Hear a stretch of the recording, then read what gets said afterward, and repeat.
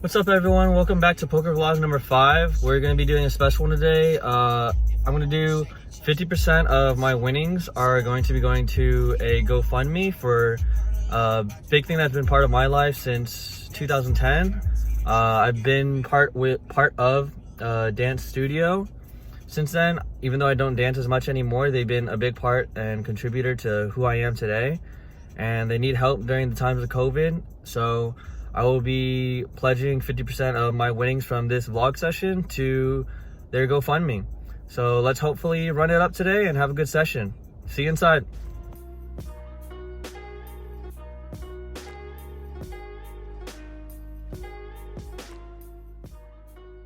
First hand, we have ace-6 of clubs and the small blind. The under the gun +2 opens for 18. We call in the small blind and the big blind folds, so we go heads up to a flop of 6, queen, king, 2 clubs, and a spade. We check it to the under gun +2. He continues for 20, and we obviously call here, connecting with the bottom pair and nut flush draw. The turn is gin. We hit the flush draw with a 9 of clubs, and I check it to him, hoping he bets again, but he just checks it back. 2 of spades on the river. We have to bet here, so I overbet 80 into 79, and he ends up folding. So in this next hand, we are in the small blind again with pocket 3s. We're going to go try to set mine. The under the gun hijack button and myself limp. The big blind makes it 18. The under the gun hijack button and myself all call. So we go 5 ways to a flop of 8, 3, 7. So we hit our set. I check it in first position, hoping that, any of these 4 people will bet, but they sadly don't. The queen comes on the turn. I check it again, and the big blind bets $50 into 90. The under the gun hijack and button fold, and we obviously have an easy call here. Ace on the river. We can't let the big blind have the option to check it back, so we lead out here for 200 into 190, making it seem like bluff, or if he has an ace or the queen, he'll most likely call. So we bet 200 and he ends up folding. We're in the under the gun with ace-10 offsuit. We open for $16. The +1, the button calls, so we go 3 ways to a flop of ace, 9, 5, club, spade, diamond. We c-bet for 20, hitting our ace. The +1 and the button both call. 3 of clubs on the turn changes really nothing, so we bet 50 into 112, hoping both of them call. The +1 goes all in for $23 and the button calls. So pot of 235 with a side pot of 54. The river brings a 6 of clubs. We check it back because there's not really much money to be fought over on the side, and this is when the button pisses us off and bets 75. And this really annoys me because it looks super value-y and there's no reason to be betting when there's already a person all in that he has to beat. So I end up folding and the button shows 6, 7 and he's good, which really is just dumb because there's no reason for him to be betting that river with someone already all in. Alright, so a bit of background information in this hand. The under the gun +1 is a bit tilted, I think, from losing a few hands, and he is very capable of bluffing. So we're in the small blind with king, 7 of hearts. He opens for 18 and we call, so we go heads up to flop of 10, king, queen. And I know this should hit his range a lot more than us, but he's known to be pretty loose and tilted at this point, and bluffy, because we've seen him bluff a few times. So we check it to him and let him continue betting, and he does for $20. So we have an easy call here, 20 into 39. The turn brings an 8, which doesn't change too much. We check it again and he bets 16 to 79. This sizing is just way too large to where if he actually had a value hand, he would probably bet a bit smaller. So we do end up calling here, and on the river 5, we check it again. If he bets big, it's more likely as a bluff, and if he bets smaller into a pot of 199, it's more of value, I would think. So we check it to him and he bets 175, and I snap call here because it just doesn't make sense with his line. He would have to have ace king or ace queen as his only holdings, and we beat ace queen obviously, so we call and he mucks his hand. I will say that one of the holdings that he might have that he could polarize this with would be ace jack, but I don't think he's the type of player that's capable of that, so I think we're good most of the time here.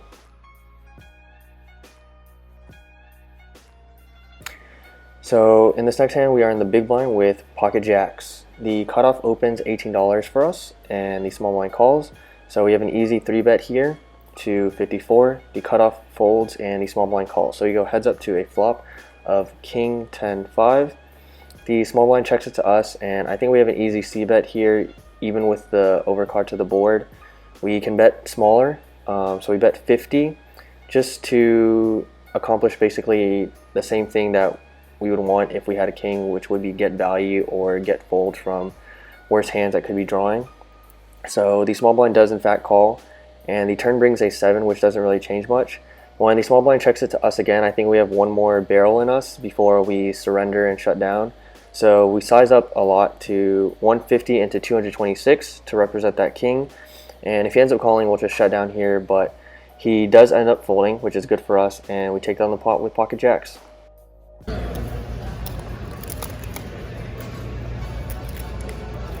Alright, so in this next hand, we wake up with pocket kings in the cutoff, the undergun limps. We make it 18, small blind, big blind fold, and the button and the under the gun end up calling. So we go 3 ways to a flop, which is not so favorable, of ace, jack, 7, 2 hearts. It checks to us, and we're going to c-bet big one time. So the pot's 58, so we size up to 45. If anyone calls, we're just going to shut down immediately. So the button and the under the gun both call. The turn brings an 8, and it checks around, which is really weird. So on the river queen, the under the gun bets $100, and here I know I should be folding because I'm beat by most likely both players by any ace X. I should either be raising the king 10 that we could represent because we're blocking it, or folding. We ended up just making the call, which is obviously the wrong play because there's still one player behind, and we're probably beat by the under the gun bet. So we end up making the wrong call, and the button also calls. The button immediately shows queen jack for the river 2 pair, and we obviously are not good. So he takes it down. We play this one pretty poorly on the river. I think I like my flop and pre-flop bets and sizing, but what can you do? On to the next hand. This next hand's pretty good. We're in the cutoff with 10 jack of hearts. The under the gun +1 opens for $10. The hijack and myself call. Flop comes ace 10 8, so we hit our middle pair. The +1 bets $15. The hijack folds, and I think we can peel one here a lot of the time, so we do call. The turn brings a king, and when the under the gun +1 checks it to us, we think we can steal the pot, so we bet a pretty valuable size of 50% of 30 into 64. And the +1 folds an ace, which was really surprising. So we get him to fold a pretty strong hand in this spot. He didn't want to get messed up with us because I guess we've been winning and showing a lot of showdown value hands. So he folds an ace, and we take it down with 3rd pair. So in this next hand, we are in the small blind with ace king suited. The under the gun +1, under the gun +2 all limp, and we're not going to let them see a flop for that cheap against our hand. So we pop it up to a quarter, $25. The under the gun and the under the gun +1 both call, and the under the gun +2 folds. So we go 3 ways to a flop of queen 10, and I think the last card was a 7 or 8, not sure, but it was 2 hearts and a diamond. We are going to continue here with a much bigger sizing to bet out weaker hands. We could probably even get a 10 to fold. So we size up to 125 into 79, and this looks really bluffy, but a lot of hands can't call here, and we have the gut shot and overpair, so we're not probably completely dead if anyone does have some queen X hand. The under the gun folds, and the under the gun +1 tanks, knowing that I am capable of bluffing, but he ends up laying it down, and we are good.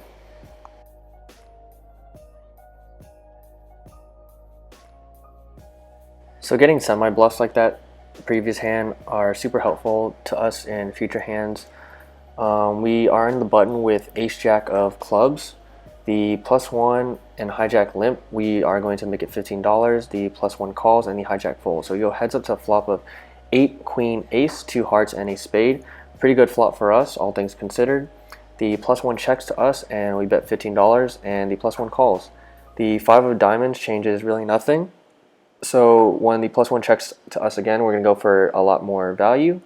So we bet 30 into 70, just continuing to try to charge maybe Queen X hands that don't believe us or weaker Ace X holdings. And the +1 does in fact call. The 6 of spades on the river also doesn't really change much. The only things that get there are 7-9 and 7-4, which would be gutted on the turn. No flush draws to get there either. So the +1 checks to us, and we're going to go for a really small sizing again just to get any value from Queen X hands or weaker aces. So we initially make a blocker bet of 30 into 130, but against this player type who tried to bluff us earlier in that King 7 of hearts hand, we can consider a call a lot of the times when he check raises us. And he even said that he is willing to bluff on missed flush draws, which is terrible because you're not supposed to tell people your strategy and how you play. He does in fact check raise to 150 and we snap call it, and he shows King 7 of hearts for the missed flush draw.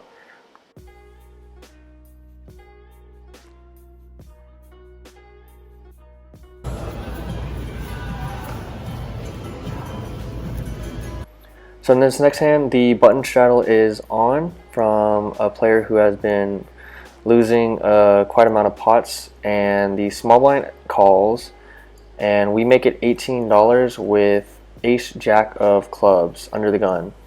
The +2 button and small blind call, so we go 4 ways to a flop of 10, 7, ace, 2 hearts and a club.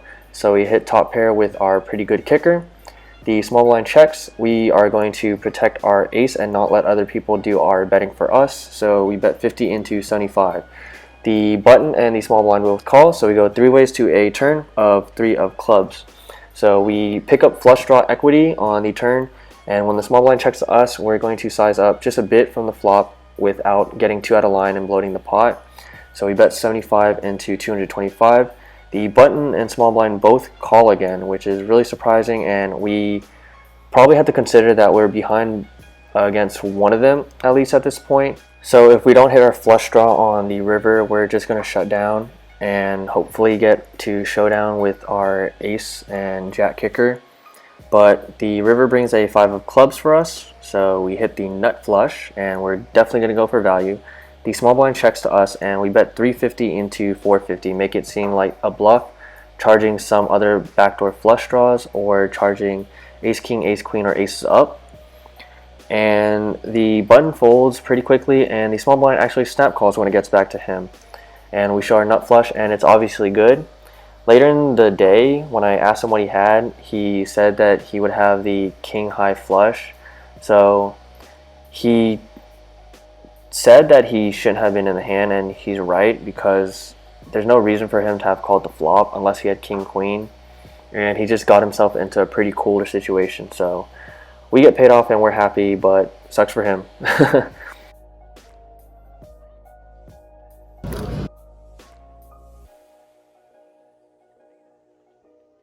think you can safely describe my first few weeks of doing. Alright, so in this next hand we are under the gun +1 with ace king offsuit.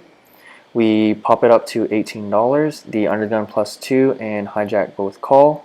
So we go 3 ways to a flop of ace 5 7. So we hit top. There's 2 hearts on the board and a spade. We bet $20 into 58, trying to charge weaker aces, heart draws, and maybe even hands that might want to float, or even 7x hands that they might have. And both the undergun +2 and hijack call. So the 9 of diamonds on the turn doesn't change much, only 6-8 gets there open-ended. And other ace x hands are still going to be losing to us, which we want to charge. So we bet 50%, $55 into 118. The undergun +2 folds, and the hijack calls. The 10 of hearts comes on the river, bringing the front door flush draw and completing 8 jack as a straight draw holding. 6-8 doesn't change much, except improving to the 10 high straight now. So we decide to blocker bet 50 into 228. If we get raised here, we're gonna have to probably fold, but we do bet $50 and the hijack folds, so we're pretty happy to take that one down.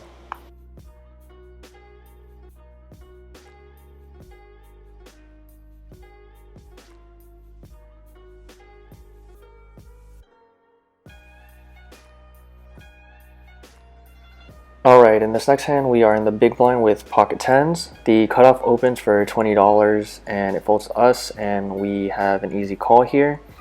I think we can consider 3-bet, but if he has a better hand, we don't want to get 4-bet out of it or just getting called and seeing a really bad flop. So we flat the $20 and go heads up to a flop of 7-8-6, 2 spades and a diamond. We are going to check it to him to let him continue betting, and he does in fact bet $60. We have an easy call here with the overpair to the board. The queen of hearts on the turn could be scary if he has ace queen, king queen, queen jack, but I don't think we can fold if he does bet here. He does in fact bet after we check to him to $100, and we call here because he's the player type that has lost probably around $500 to $600 in the session already, and I can tell he's tilted. So we do in fact call the $100, and I think we can shut down on most rivers. We still have equity to draw to the straight with a 9, and even better, the river comes a 10 of hearts, so we hit a set on the river surprisingly, and it's a pretty disguised one. I guess he could have some 9x holding, but it's really unlikely because we're blocking 10-9, and there's already 8-9 on. There's already an 8 on the board, so he would have to have pocket 9s as his most likely holding if he had the straight. So we bet 225, trying to charge some ace queen, king queen holding that doesn't believe us, or maybe a worse 2-pair or set that he might have. So we bet 225, and he just quickly folds. So we didn't get paid off, but what can you do? I did. Alright, in our last hand for the cash game session, we are in the big blind with the snowman, otherwise known as pocket 8s. The button straddle is on, and we are going to open to $20. Only the button calls us, so we go heads up to a flop of ace-7-5. This should theoretically hit our pre-flop raising range a lot more than the button straddles. So we bet 25 into 41, and the button does in fact call. The jack comes on the turn, and we're going to fire one more barrel, trying to represent what we should be representing pre-flop. So we bet 60 into 91, and the button folds. So we're pretty happy with this result of third pair taking it down on this board, and a good way to end the session.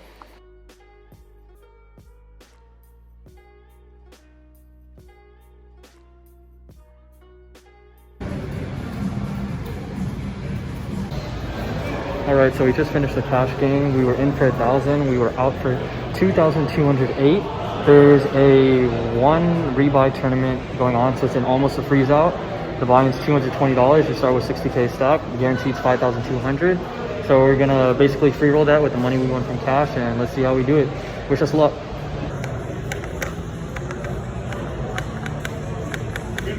So starting stack 65,000. We were down to 33,000. We fucked up a lot. We bluffed and we didn't hit, or we got coolered on the 2 hands, but we had 33,000. Under the gun opens for 1,800. Blinds were 300, 600. So he opened 3 times under the gun, and he's a pretty solid type player. Under the gun +1 raises to 5,000, 6,400. I jam for the remaining 32,000, 33,000. Under the gun folds jacks, and under the gun +1 calls with queens. And we have kings, and our kings hold. So we double up, and then we win another small pot against another guy that's trying to bluff us, and we had pocket 9s, and we had the overpair to the board. So we're around 70, 75,000 now. So blinds are 400, 800. Let's bank this tournament.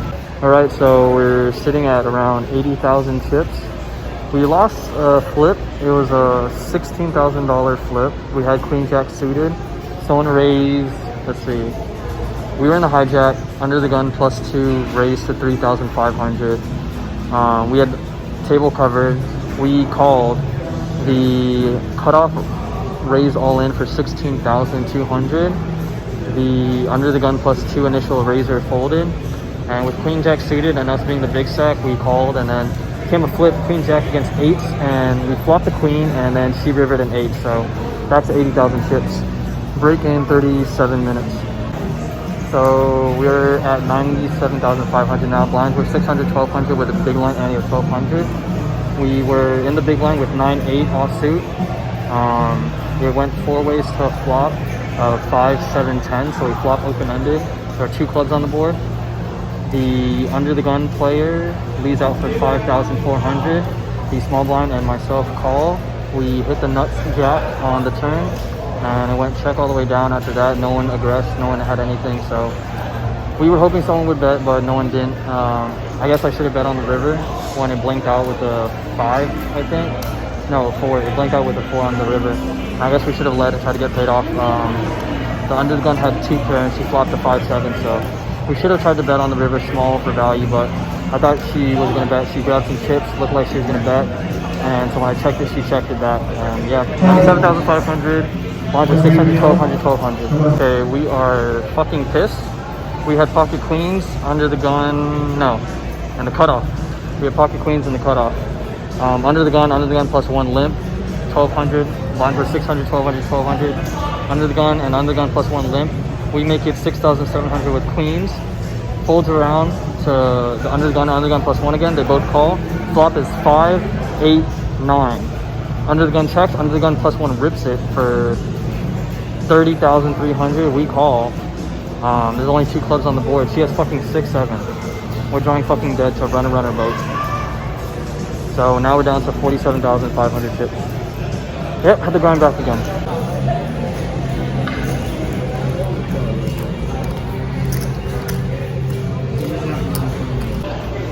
Alright, so we climbed back. We have around 100,000 chips. We are at the last 18, so 2 tables left.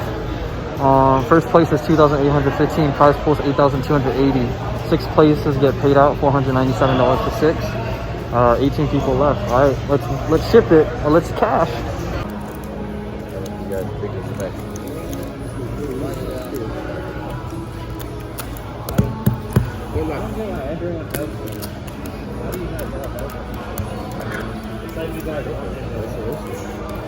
Yeah, excellent. See that?